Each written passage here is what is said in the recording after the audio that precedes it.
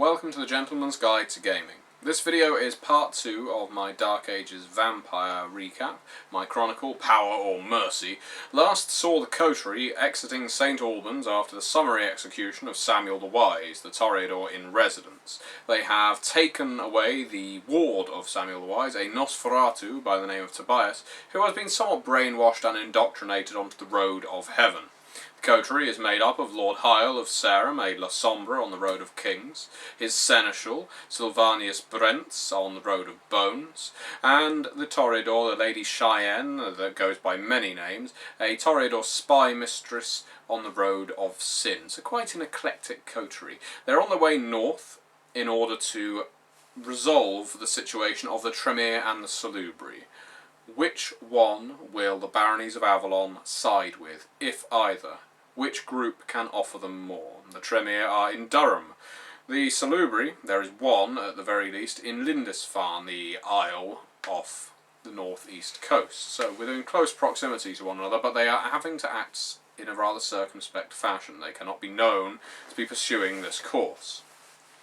The next town on the road is Bedford, and Bedford is a wool market of a town, used for the trade of said material, but also, as the coterie noted as approaching, seems to be a staging ground for some militia that appear to be mustering and taking part in some archery practice. Most of them are pretty poor, in fact the arrows falling less than 10 feet away from the bow, but as they enter the town through the low town walls and can observe the Mott and Bailey Castle in the distance and the tower that was recently constructed during the anarchy of King Stephen, the town of Bedford is surprisingly busy at night time. Many men from towns and villages all around appear to have been mustered here for some upcoming war. Their interest was already peaked. They know that the mortal Lord William de Beauchamp has at times been disloyal to the Angevin monarchy, who have been running the land since William the Conqueror landed, and occasionally they have been loyal, which has meant Bedford has flip-flopped between potential rulers, and yet still the de Beauchamps have been in charge since then. Would it be particularly foreign for the de Beauchamps to be hiring a small personal army with which to rebel against King Richard the Lionheart while he is out on a crusade? Or perhaps he is training peasant soldiers to take part in the crusade, which would be a novel idea. Who knows? They asked some questions and they received all of this conjecture in reply, as by way of response. They also heard tell, through investigating rumours, of a vampire, well, a creature, a horror in the night. They suspect that she is a vampire, known as the Thief of Fingers, or the Finger Stealer. Supposedly, men wake up in their beds to find that the fingers and thumbs have gone. They do not feel them being removed, all that is left is bloody stumps where fingers once were. And so, certain men are leaving the town. Mostly they are residents of Bedford, who have at some point practised with the militia. What this all means, again, is completely foreign to them. All they know is that they want to introduce themselves, the coterie wishes to introduce themselves to the ruling lord of Bedford and Bedfordshire, being Lord and Lady Amber. Ventru, direct childer of Prince Mithras, said to be of the 5th generation as a result. However, not the heirs of Mithras like Roger de Camden or Aethelwulf, and neither are they satraps like two members of the coterie, Lord Hyle or Lady Cheyenne. They are also not barons of any land, so what their actual title and remit is hard to say, but as they are a childer of Prince Mithras, they are afforded a due level of respect, even if they do very little to earn it.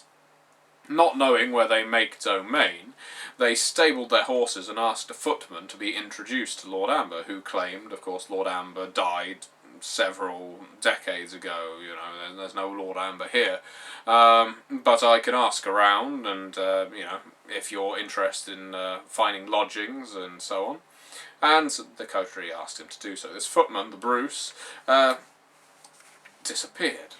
The coterie, half of it, went on to an inn known as the Fighting Cocks, and huddled around the fire there, or well, at some distance, and picked up on the local rumours. A bard, Portaccio, who had been travelling the land, decided he would take this opportunity to woo and serenade the Lady Cheyenne, and that resulted in many hey nonny nonnies from me, and a bit of lyrical roleplay.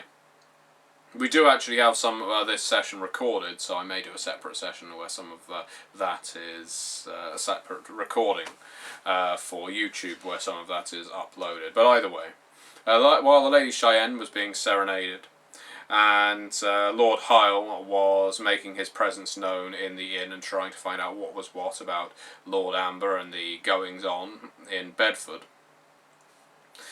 Tobias and Brents were using their stealth, whether discipline-wise or innate, through the aura of silence that Brents projects due to his high level of road. They snuck back in to the barn. They suspected that the Lord and Lady Amber made their domain in the tower, or there was something going on in there. And so they entered. They snuck past the guards in Metal Gear Solid style. They, again, used obfuscation and innate stealth to bypass the well and the small garrison therein and into the tunnel. And Brents alone entered the tower whilst Tobias kept watch. Brents proceeded in and found a dusty old armoury and 2 flights of stairs. Ascending one, found a locked door that all of a sudden the footman, the Bruce, exited from after locking the door behind him. He hid in a murder hole as the Bruce went past. The Bruce then ascended a different staircase, the one on the other side of the room that went higher up to a different floor. As I explained to one of the players, don't think of the tower as a house with a first story, a second story and a third story. One staircase would lead to one room that would have multiple compartments and floors within it. The other staircase would lead further up and to another set of stairs, another set of rooms with staircases within them going up. And this tower, at one point used for defence, has largely been abandoned by mortals, hence why the armoury within is so dusty. But I think the coterie were quite assured that this is where Lord Amber would be making his domain. The footman, having exited the tower by this point, sent a stable boy on his way to the Fighting Cocks. Brent and Tobias didn't know what the footman was up to. The stable boy bumped into Lord Hyle, who dominated the information out of him that he was ordered to pass on to the Cappadocian, Sylvanus Brent, that Lord and Lady Amber would see them in the tower. Their suspicions were proven correct, and so, when the coterie convened together, they ascended the tower and met with Lord Amber, now having been admitted through the locked rooms and past the line of stoic soldiers, all probably fanatically bloodbound or ghouled, and when one of their arms was shaking, the Bruce made an example of him by pulling a tooth out and making blood pour profusely from the mouth. Before all this, Brents had ascended in advance. He bumped into the footman, and the footman said, "Oh, so you received my message?" Brent said, "Oh, about her horses?" Brent said, "No, I sent the stable boy off regarding your entry to the tower." "Oh, sorry, I'm just confused. Well, either way, Lord Amber will see you now." And so Brent made his way up there before Tobias, Lord Hyle, and Lady Cheyenne did so. This resulted in Sylvanus Brent, the Cappadocian, getting a good 2 or 3 minute drop on Lord Amber before the rest of the coterie could make their way there. And Lord Amber, hunched over old man, Gormenghast-like, in a throne in a dusty old courtroom with banners down the walls, old, faded and tattered. Lady Amber absent from her throne, although there were further staircases from this room. He in this room alone, with piles of manuscript and scroll beside him, hunched over.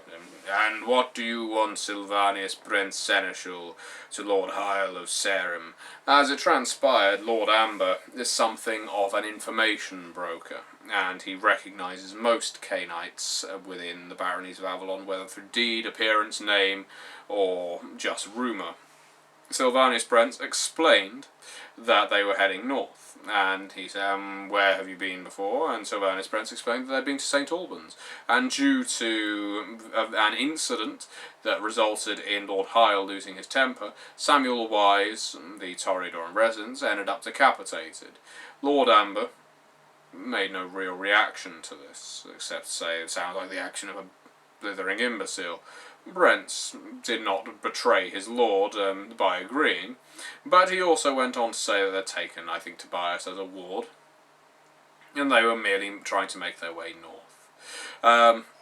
Brent also asked about Claudius San Giovanni, who, through correspondence that he had intercepted between Claudius San Giovanni and Samuel the Wise, he was aware that the Cappadocian female had been in Bedford at some point, and Amber confirmed this and said she had made her way to Huntingdon. It was around this time that the rest of the coterie arrived, and Amber immediately confronted Hyle about the death of Samuel the Wise. Lord Hyle was, to put it bluntly, somewhat disappointed in his seneschal for painting him in a rather rash light, in the sense that he had betrayed him. Lord Hyle feels that Sylvanus Brent said too much to this old Ventru. No matter what his title, he should not have betrayed his lord. Although Amber at this point congratulated Lord Hyle on removing Samuel the Wise, because it means that the domain of Lord Amber can now expand into St Albans as well, and his information network can expand also, with Samuel the Wise as another information broker of some repute having been eliminated. That's fantastic and means rich pickings for Lord Amber. So he did offer some way of congratulations, but was in a fairly condescending mood whilst doing so. Lord Amber was also very keen to find information out regarding why they were heading north, and the coterie, as one, were very stoic. They did not state why they were heading north. They confirmed they were on Prince's orders, or rather the orders of the heirs of Prince Mithras, but they did not say exactly what they were doing, why they were heading up north, and vaguely in the direction of York. Lord Amber pushed them. They refrained from telling him. He didn't apply the use of his disciplines. Instead, he offered an exchange of information. There are many roads north, he said, after scrawling down all the information about this coterie, their sires, where they were coming from, where they were going, and all these scrolls had multiple names and generations and sires and childhood, and all of the news of the realm written upon it. Whether that information would ever go to any source, or whether Lord Amber just fanatically collects all of this rubbish, is not known.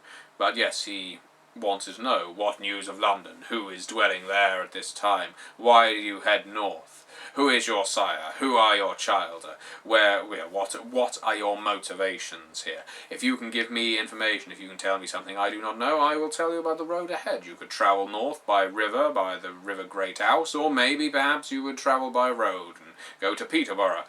And so the coterie did find some information they could give the hoary old Ventru. Notably that, there was a North African vampire who had just docked in London. They explained about Lord Hyle's child, Stephen, being afflicted with some rotten malady and having to be put down as a result.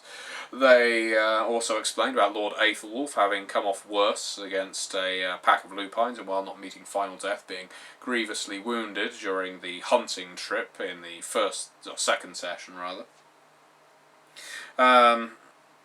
What else? They gave Lord Amber various small nuggets of information, but nothing major. What Lord Amber really wanted to know was why they were heading north, and they did not tell him anything. They did not mention Tremere or Salubri to any degree, really.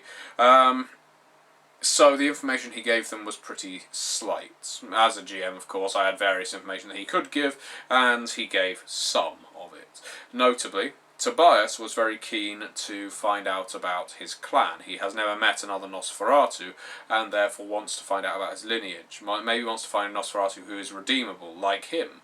And it turns out this finger thief is a Nosferatu by the name of Gengina. And Lord Amber informed the group as to where she typically makes domain in the woodlands outside of Bedford, in the burial mound surrounded by white stones.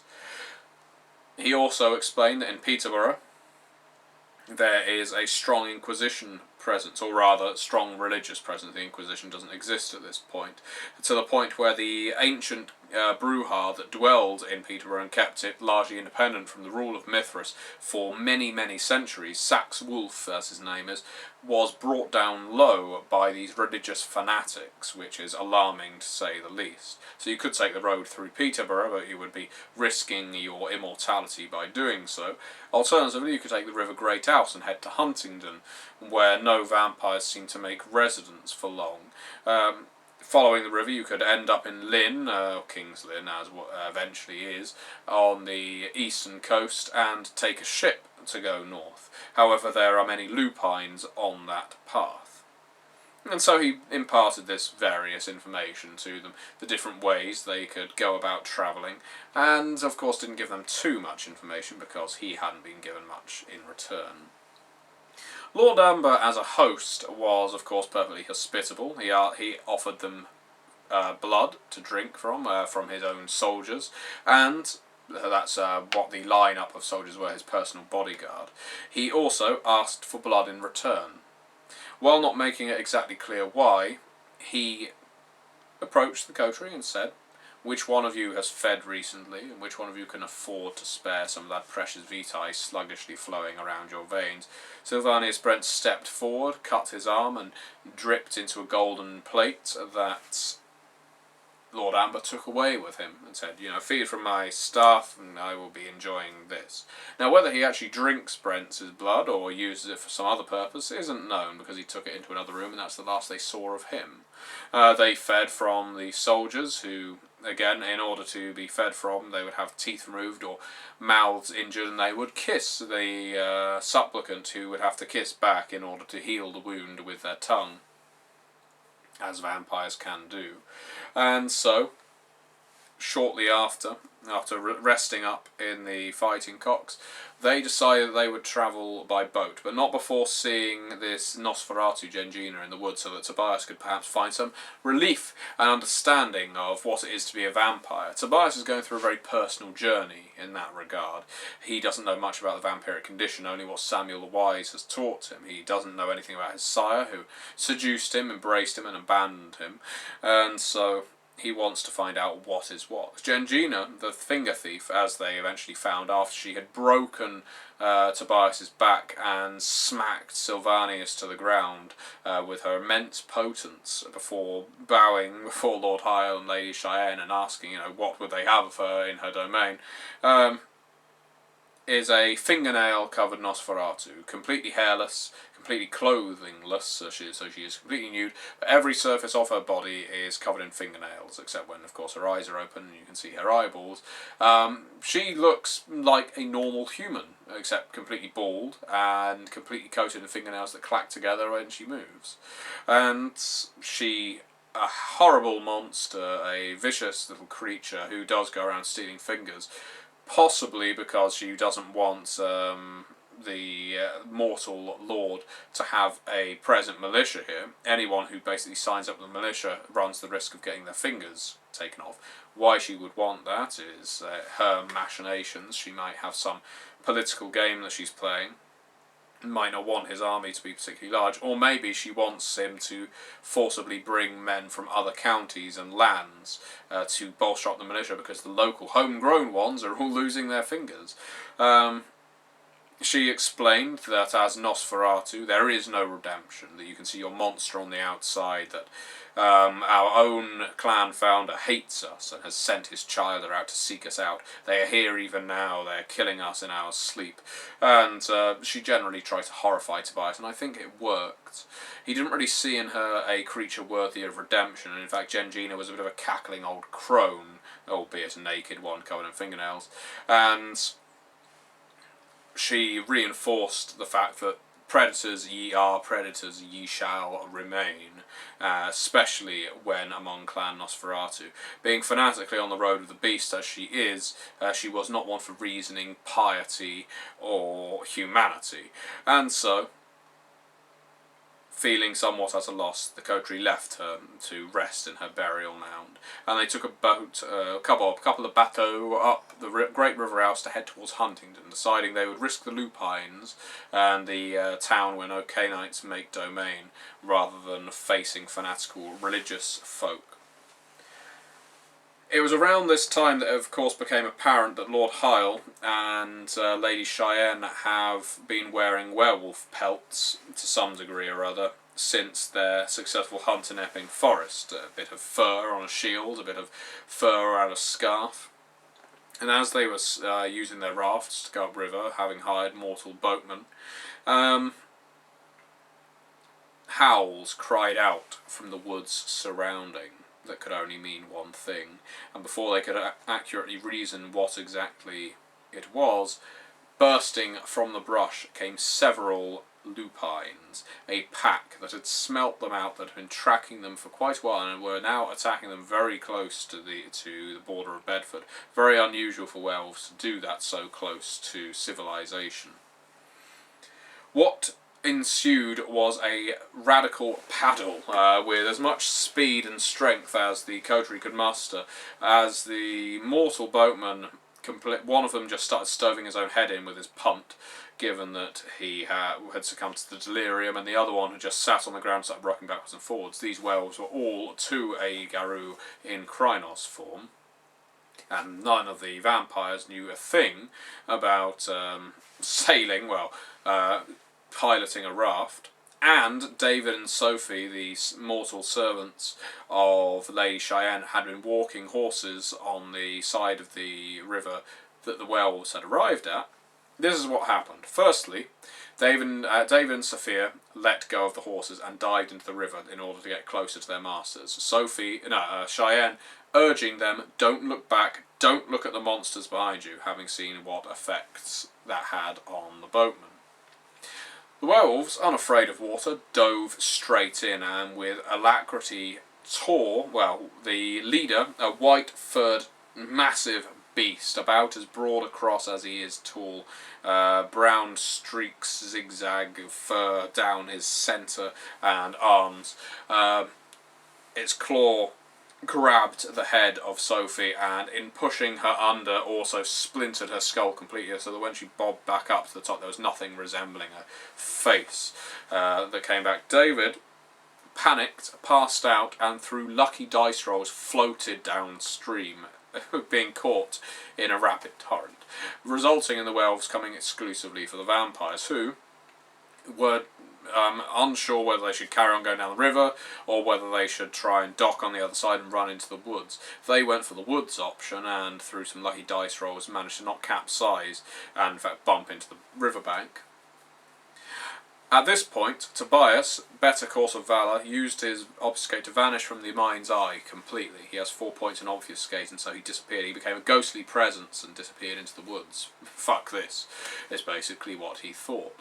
Lady Cheyenne was seemingly prepared to take action when she realised how many lupines there actually were and how fierce they were, at which point she started taking a couple of steps back. Sylvanus Brents stood beside his Lord Hyle, who made eye contact with the lead lupine and dominated the werewolf just at the instant that he was about to swipe his face off. Dominated with such amazing number of successes, 5 I believe it was in total, that he was able to convince the werewolf through mental domination that you must leave this place, or leave here and never return.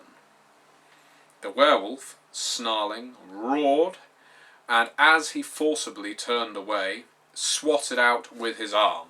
That there was no prohibition against this, and as he turned away, he tried to rake and decapitate Lord Hyle. Brent, perhaps feeling the need to be contritious to his master after the betrayal, as seen, to Lord Amber, stepped in the way, thinking that his fortitude may absorb some of the blow. It absorbed a minute amount of the blow, because this werewolf with a strength of 8 and aggravated damage took the Cappadocian's arm off. At the same time, the Cappadocian decided to wither the werewolf's arm, and so it did slightly less damage than it otherwise should. In other words, Brent was not cut clean in half, rather he just lost his arm and now the stump oozes a black ichor. The pack leader pounded off into the forest, his confused pack behind him, and the coterie made their way onto Huntingdon, Brent's having passed out and sunk into torpor, at least briefly. When they arrived in Huntingdon, rather dissolute, if I'm honest, they found that the town was largely absent of men. Almost entirely, in fact, that women and children were the only inhabitants there, and David, fortunately, of Lady Cheyenne's retinue, had somehow made it there. Hyle had, around this time, thrown his werewolf pelt into the river. Lady Cheyenne had decided to keep hers. So, yeah, you can be sure you'll probably be seeing lupines again. And not finding a place to stay, not knowing any Cainites around, and seeing that the inn was even locked up and closed, they broke in and decided to secrete themselves in the cellars, not before harassing a poor mortal lady that was carrying a basket of apples, and asking what the news was in Huntingdon. She seemed to recognise them as something odd, something queer, and she even cited the fact that children have been going missing from Huntingdon and replaced with something different. These different creatures, these others, have been killed, of course, of clearly servants of the devil, and thrown into the quicklime pit thereabouts. But no one knows where the real children have gone or who is causing the disappearances. And recognising somehow that this coterie were not necessarily normal. The Nosferatu is obfuscated, admittedly, but all of them look frightfully pale and look like outlanders to a degree. She ran off, dropping her basket of apples, screaming. So they secreted themselves in the cellar of the closed-down inn in Huntingdon, unsure what was awaiting them there, and indeed what awaits them on the path ahead. That was our session of Dark Ages Vampire. Now, I will put it to you, because I've already got a good idea, and in fact, the word changeling, of course, springs to mind, of what is going on in Huntingdon. But, what I would like from you, the viewers, by all means put in the comments, and I won't confirm or deny what will be used, or if any of it will be used, but if there's anything you think would be a good idea to throw at them on the path up to Lindisfarne and Durham, by all means state, and it doesn't always have to be antagonistic either. An encounter, as such, for the coterie, whether they go by land or sea. What would be interesting for this coterie to bump into, or run afoul of, or make common ground with? I have advised them, in my role as storyteller, that it may be wise for them to recruit a mortal entourage, whether it's by paying militia, blood bonding, ghouls, or whether by embracing Childer, perhaps. But really what they need is something to watch over them during the day, and fodder to throw at their multitude of enemies that they're potentially going to be making on their way north.